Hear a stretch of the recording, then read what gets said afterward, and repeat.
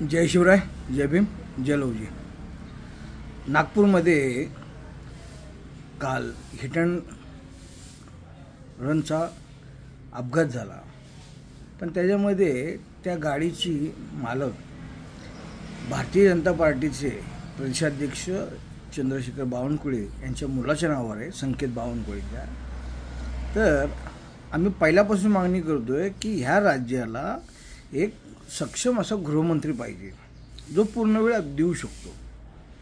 तुम्ही देवेंद्र फडणवीसांना केलं, पण देवेंद्र फडणवीस किती पद्धतशीर व्यवस्थित वागतात बघा। त्या दोन जणांना लगेच अटक केली, त्यांना लगेच जामीन पण दिला, ते नंबर प्लेट काढली, काय काय काय बरेच प्रकार झाले। पण हे विरोधी पक्षाच्या कोणी जर केलं असतं तर त्याचा आगडूम केला असता यांनी।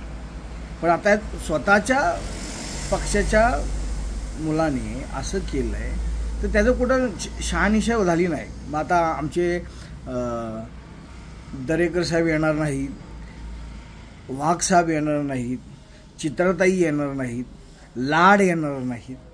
आता ह्याच्यावर कोणीच काय बोलणार नाही, कारण आता तुमच्या पक्षाचा विषय आला। हे जर विरोधी पक्षाच्या कुठल्या जर महाविकास आघाडीच्या कुठल्याही पदाधिकाऱ्याच्या मुलांनीही केलं असतं ना तर अख्खं महाराष्ट्रात रान पेटलं असतं। पण किती सोयीस्कर ते वागतात बघा। त्यामुळे माझी अशी मागणी आहे की देशाचे गृहमंत्री अमित शहा 2 दिवस महाराष्ट्रात होते, त्यांनी बाकीच्या सगळ्या गोष्टींची शहानिशा केली। आता ह्याच्यावर काय बोलतील?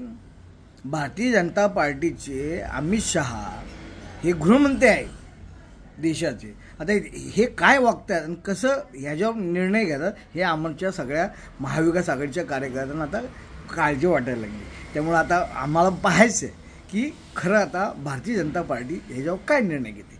जय भीम, जय लवजी, जय महाराष्ट्र।